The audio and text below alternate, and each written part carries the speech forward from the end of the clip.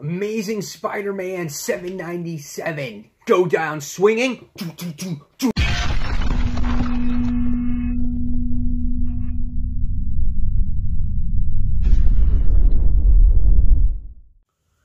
Hey comic book fans, welcome back to Comic Book Corner 2.0. And fans, you're back with me, Mike Spider Slayer, getting ready to do that all-important comic book review so you, the fans, can make decisions on what comic books to buy.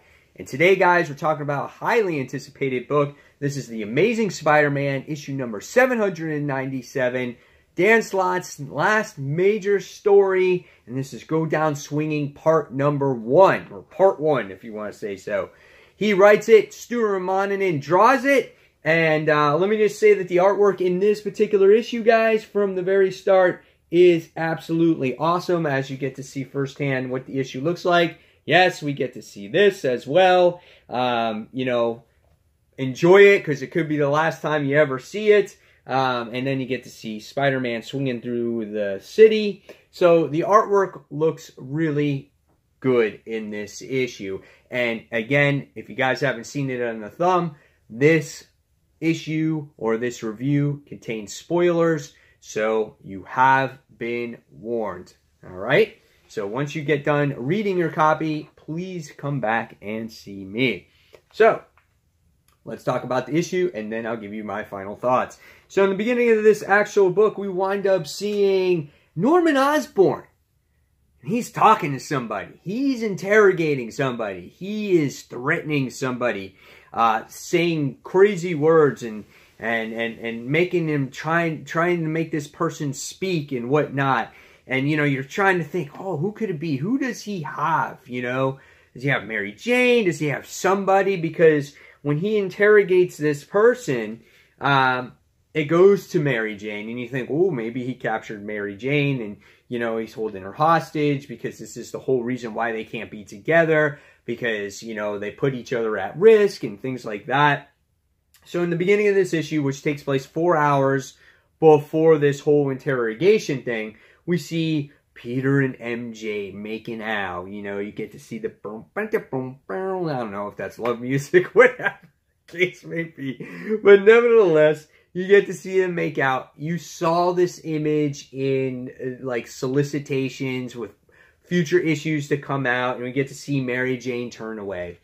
And basically what happens is we see Mary Jane can't be with Peter because of the pure reason is she can't stand worrying about him if he's going to be back the next day, if he's alive or if he's dead. And it's just one of the reasons why they just can't be together. And, you know, even though Marvel doesn't want them to be together or whatever the case may be, it was cool to see them interact with each other, have a moment with each other, even if it was for only 2 pages or whatnot. It was really cool to see that.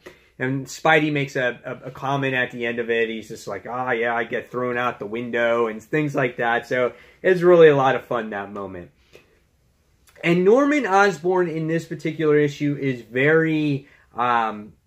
he's very intimidating. You know, you don't get to see the full effect of what him and his symbiote can do, but you see things in the shadows. So he tries to, you know, as he's interrogating this person, we get to see him, you know, get a rat, and he sits there and you can see his face change, and he eats the rat and rips it apart and whatnot. So he really tries to intimidate, and he's trying to piece together Spider-Man. We see that Spider-Man is in the center of the web, and all the supporting cast surrounds him, and he's trying to figure out who is Spider-Man, because he doesn't remember.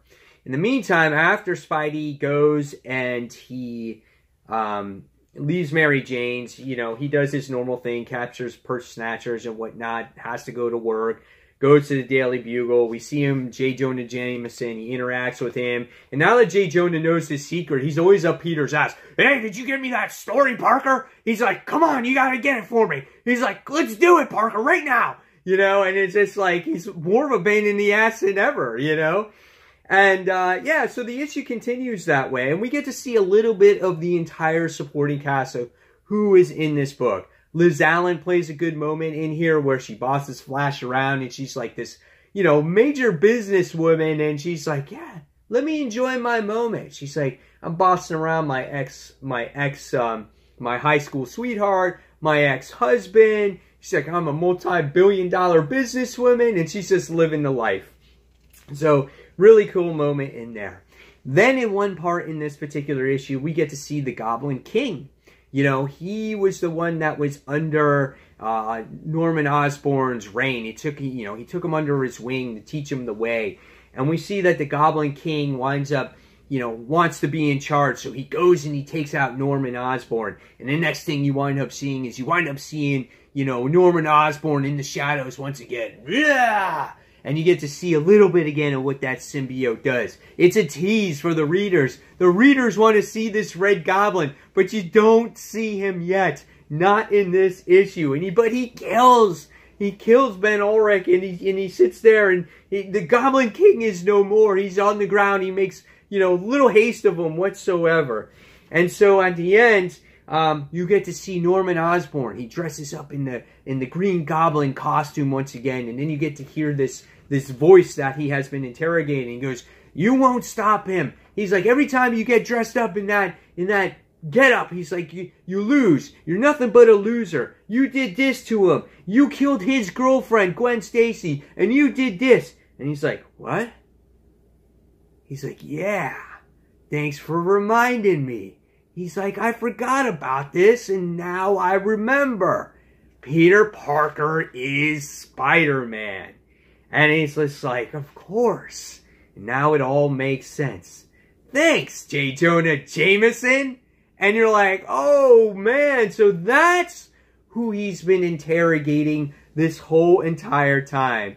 So as soon as J. Jonah knows Peter's secret, he spills the beans to the most notorious villain for Spider-Man. It was like a total choke on J. Jonah's part. But, I know he didn't mean it. And that was the end of the issue. So what did I think of The Amazing Spider-Man issue number 797?